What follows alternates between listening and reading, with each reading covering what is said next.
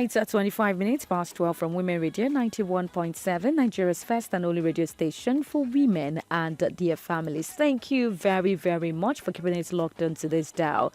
If you are just joining us, my name is Blessing Agbeto, and this is a first responder story on Women Radio 91.7. This is where we are discussing the work that has been done so far, the success, the challenges, and the way forward in ending violence against women and girls. Now, this has been put together by Women Radio 91.7 to actually spotlight first responders who provide first-hand help and support to survivors of sexual and gender-based violence in commemoration of the 16 days of activism, a global campaign which started from November 25, the International Day for the Elimination of Violence Against Women, and of course which will end on December 10, which is the Human Rights Day.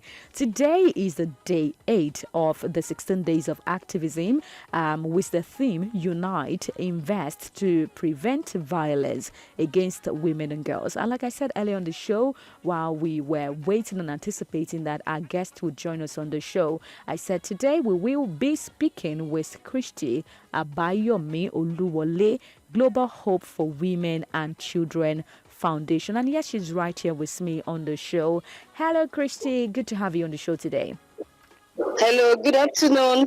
It's my pleasure to be here. My name is Christy Abayomi Oluwole. I'm the CEO of Global Hope for Women and Children Foundation. Thank you very much for having me. Thank you very much. It almost seems that we were not going to have you on the show, but thank you very much. I'm so sorry. It was an internet connectivity problem. All right. Thank you very much. It's so good to have you on the show anyways.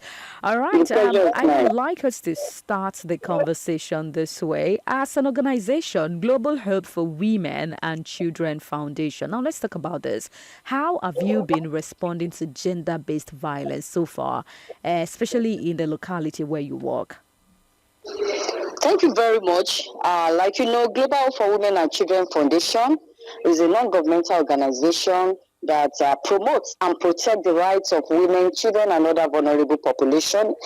We work across 7 states in Nigeria, and all we do not work in isolation. We build synergy with like-minded organizations, government, state and non-state actors to ensure that women's rights are protected. As you know, women's rights are human rights, and we want to ensure that women have the opportunity even to reach their utmost potential without being seen as second-class citizens. And we want to ensure that when before even the violation of rights, we do a lot of prevention activities to ensure that the rights of women are protected and to ensure that women are prevented from abuse, harassment, and exploitation. And we do that by working with state and non-state actors in all the states where we work. And precisely in Kwara State, we are being supported under the Women's Rights and Leadership Nigerian Project, which is supported by Action Aid Nigeria, with funding from Global Affairs Canada, to ensure that women are protected and to ensure that we have adequate response to cases of sexual and gender-based violence. And in doing this, we work with other stakeholders like the judiciary, the law enforcement agencies, civil society organizations, ministries, departments, and agencies that work on protecting the rights of women. So we ensure that responses are got, and we ensure that perpetrators are brought to book, and that even the survivors are given some kind of comfort, that survivors are given some support,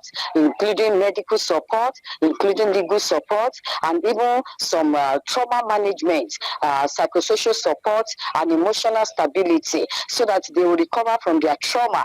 And so we work both in the preventive aspect and the response aspect. And to do this, we have been able to collaborate even with the Kwara State government to put up a shelter for survivors of gender-based violence. The building was given by the state government. Is actually a dilapidated structure, but with funding from Asia Aid and Global Affairs Canada, we were able to renovate the building, equip it, and put it in place. And to date, we have had about 110 survivors that have been able to receive some support through the shelter. And overall, we've been able to give some other support that are not just shelter support to 735 women that have gone through abuse. And in collaboration with the state government, with funding from Global Affairs Canada, we have been able to strengthen the protection arm of the SGBV committee, which was put in place by the Her Excellency, the First Lady of Kwara State. So the prosecution arm of that committee was supported through the WVA Nigeria project, and with the prosecution arms, we've been able, because either though it's been difficult to get justice. It's been difficult to prosecute the perpetrators. We keep on supporting the survivors, and the perpetrators go scot-free, and they are not being brought to book. They go back into the community, even continuing their perpetrating their evil acts. But by strengthening the prosecution arm of the SGBB committee that was put in place by Her Excellency through the WVL project, we've been able to get a lot of convictions. In fact, we have 5 judgments, life imprisonments. Through the prosecution committee, we have 5 court imprisonment this year alone, and we have gotten about 40 judgments for prosecution perpetrators of SGBV acts in Kwara State. So I think the success we recorded is the fact that we are not working just in isolation, but the fact that we are able to build synergy with other state and non-state actors, and with the funding from the Action Aid Nigeria and Global Affairs Canada. And even the capacity, we have done a lot of capacity strengthening, even for members of the prosecution committee. So through the capacity that they've gotten, they have been able to know what to do at the right time. Up until now, we used to have cases where we start some cases and the cases just die natural death. But because the committee has come together and we are strengthened, so it's easy for cases to start and get to a logical conclusion, and that's why we are recording the successes that we have recorded to date. Thank you very much. Thank you very, very much for the good work you do for humanity. I mean, this is so commendable. Thank you and well done. All right, so let me ask you, in doing all of these things, what has the experience been like, particularly in dealing with survivors of gender-based violence? What are the common perceptions? What are the facts and all of that? Okay. I want to sincerely say that the cases we get mostly, and in most cases, we have the issue of sexual violence, physical violence, emotional and psychological violence. We even have socioeconomic violence and household traditional practices. But the ones that are so rampant are the issue of emotional and psychological violence that our women go through. And there are times that we have issue of even trafficked cases. Even we have girls that are trafficked out from outside the state, even from outside the country. But because of this synergy that has been built, we've been able to repatriate these trafficked cases back to their country. But some of the challenges we have right now is that even though in Kwara State there is the political will, but we don't currently have survival funds. So we depend solely on the donors and partners for funding for cases of SGBV. As little as filing cases at the police station has been a serious challenge, and even medical support, even to carry out some investigation when cases of rape occur. So it's been a serious challenge. Funding has been a very difficult thing for survivors. There is no survival fund, and also even the issue of transportation. We don't have a vehicle that takes care of the survivor at the point from the point of the scene even to the hospital down to the police station. So most of the survivors are indigent. So they need to wait until service providers come around before they could do one or two things. So it's been a serious challenge for us, and I believe that with more much support from the government, we will get there, because the donors will not be there for life.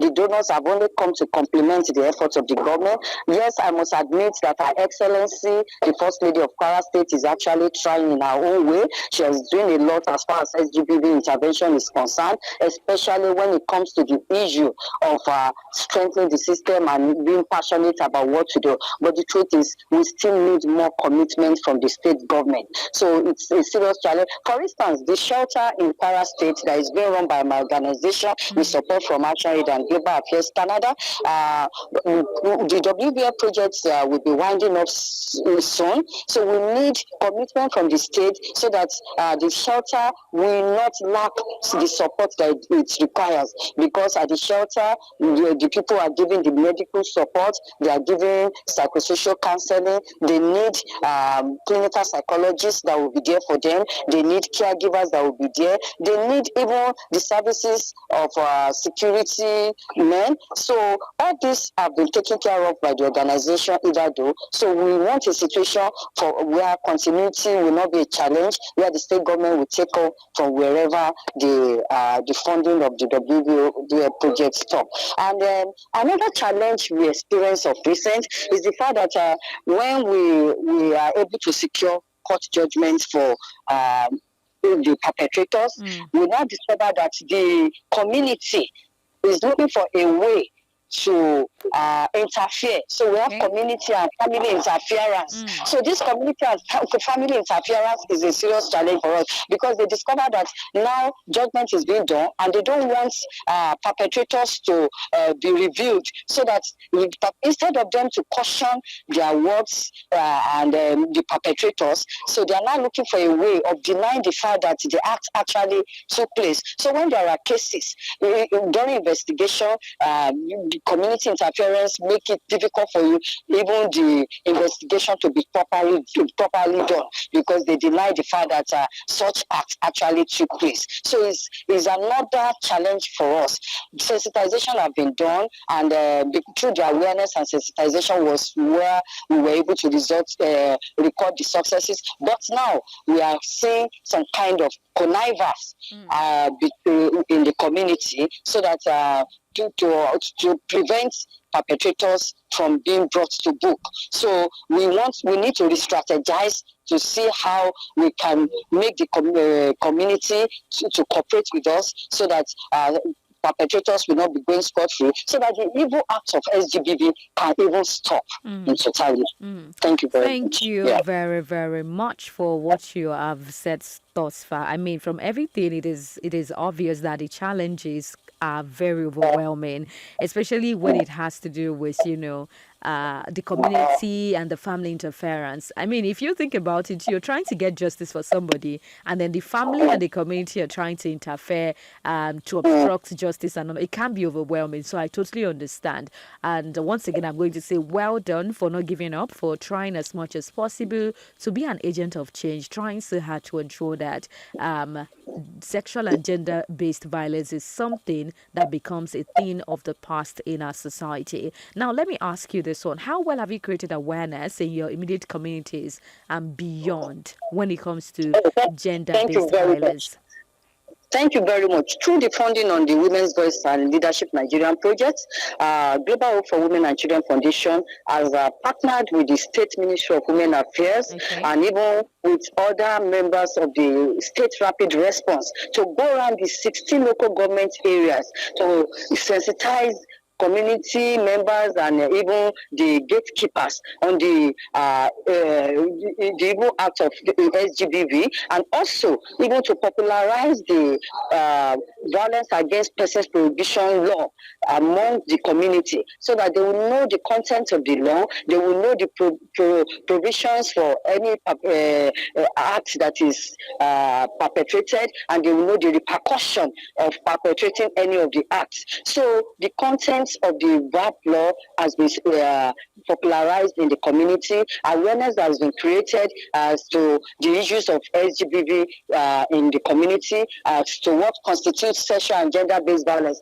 I tell you sincerely, during this awareness creation, we even had a lot of success stories. There are communities that even told us categorically that they never knew that female genital mutilation and cutting was an offense. That is a practice that they have been doing over the years, but through the sensitization, they are aware. And we had communities that gave bylaw that henceforth anyone caught in the act of female genital mutilation and cutting will be brought to book in the community and will face community judgment. So we've been able to go around the entire 16 local governments in Kwara State in collaboration with the Ministry of Women Affairs and Social Development, in collaboration with National Orientation Agency and National Human Rights Commission, and other key stakeholders that are members of the State Rapid Response Team. Thank you. Well done. Thank you very much. So the challenges you talked about earlier, how have you been able to, overcome these challenges? What are some of the things that you have been able to do to stand tall? Thank you very much. As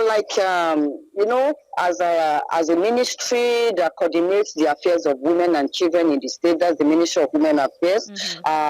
They have budgets for their intervention in the states to be able to coordinate effectively. So we have been able to work with the ministry to look into their budget preparation for this year. During the planning, we work with the director research and planning and other key stakeholders in the ministry to see how the issue of funding for survivors of SGBV can be incorporated into the budget of the ministry, especially so that the shelter home that we collaborated with the ministry to put in place can continue to run effectively without any challenge. Then also, with the support of the Excellency, there are 2 sexual assault referral centers in Kwara State now. Wow. We have one at the General Hospital in Ilorin. Then we have one at the Sobi Specialist Hospital. In fact, Our Excellency worked with my organization, with me in particular,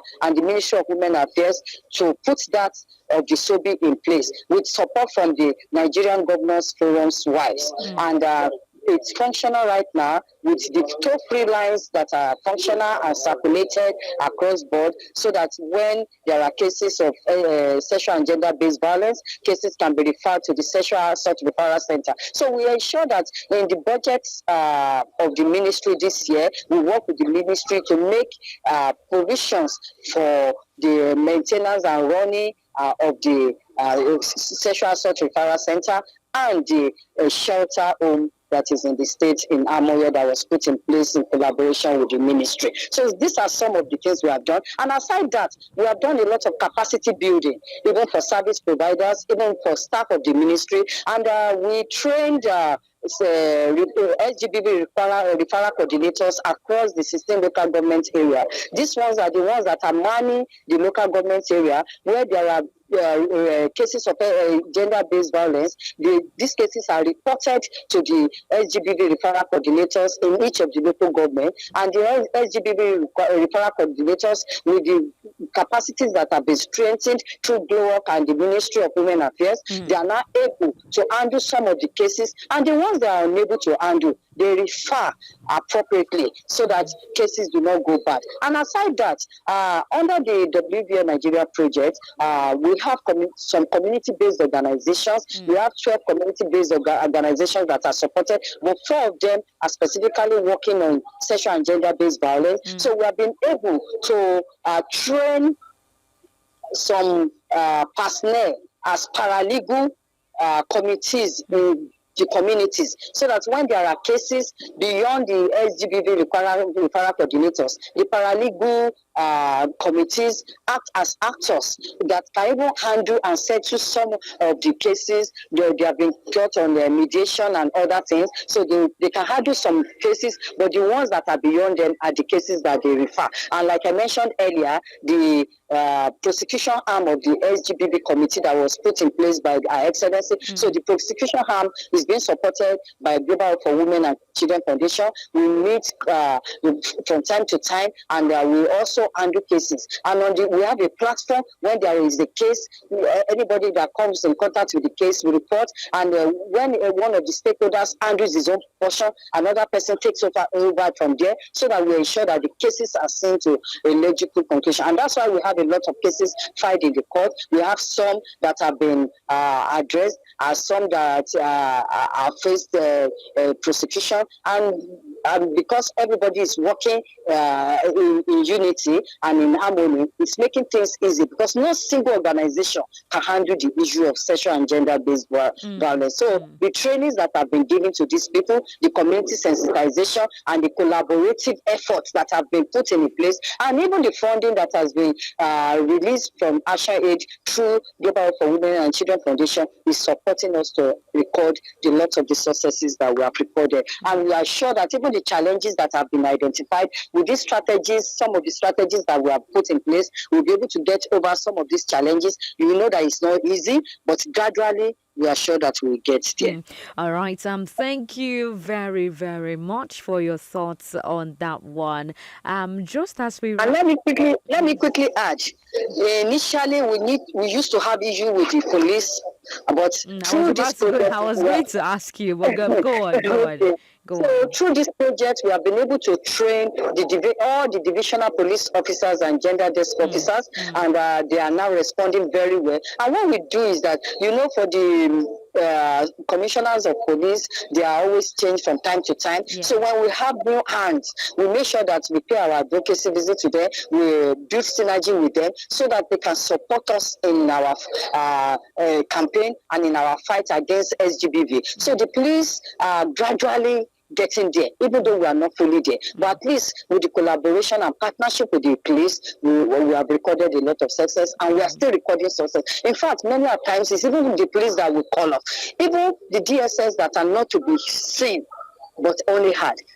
When there are cases, the DSS will alert us. And when there are some that we also need to get the attention of the DSS, we do the same. So, and we also have them on this the prosecution committee. So the prosecution committee comprises of all key and relevant stakeholders, ranging from the law enforcement agents, relevant ministry, departments, and agencies. We have the primary health care development authority also. So we have representatives from there. So we work in collaboration with all the primary health clinic also, so that we ensure that when cases are brought there, they know what to do. Their capacities have also been built. Thank you very much. All right. Thank you very, very much for your thoughts on the show today. I mean, it's been so nice to have you join us on the show. This is 12 minutes right before 1 from Women Radio 91.7, Nigeria's first and only radio station for women and their families. If you are just joining us, this is a first responder story put together by Women Radio 91.7 to spotlight first responders who provide first-hand help and support survivors of sexual and gender-based violence. In commemoration of the 16 days of activism, a global challenge, a global campaign which started from November 25, the International Day for the Elimination of Violence Against Women, and which would end on December 10, Human Rights Day. My name is Blessing Agbeto, and our first responder for the day 8 of 16 days of activism. A first responder story is Christy Abayomi Oluwole, the founder of Global Hope for Women and Children Foundation. And so far, She has said so many things. She has said a lot about. I'm particularly interested and happy about the two shelters they have in Kwara State, and she has also been able to mention, her effort in collaborating with security apparatus, the Ministry of Women Affairs, the wife of the governor.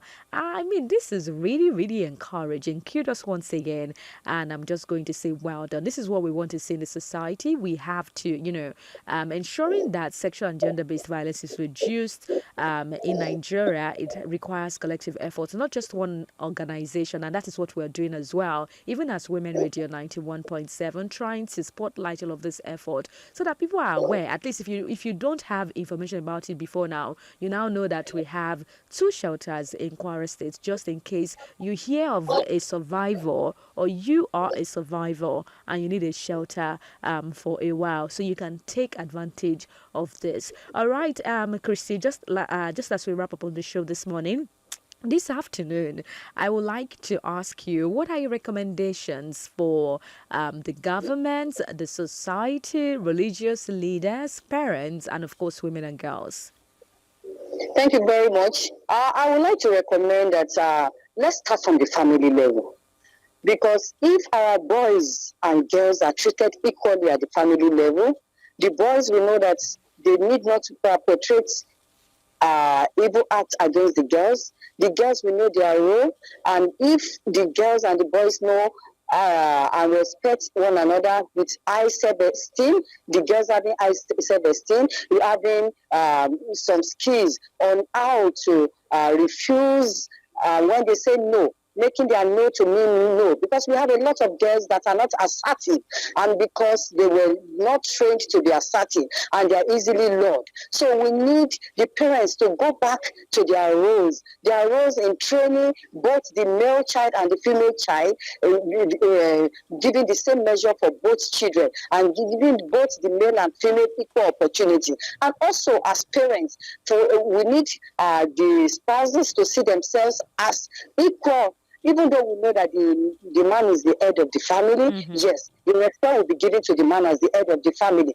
But the female gender should not be treated as a less human. Both male and female are supposed to be given equal opportunity in decision making, even in the roles they play in the family. Then also, even in our schools, because there's currently no safe place, even for the girl child or the woman, because even in the schools, the teachers and the colleagues of the girls perpetrate LGBT acts against the girls. Then for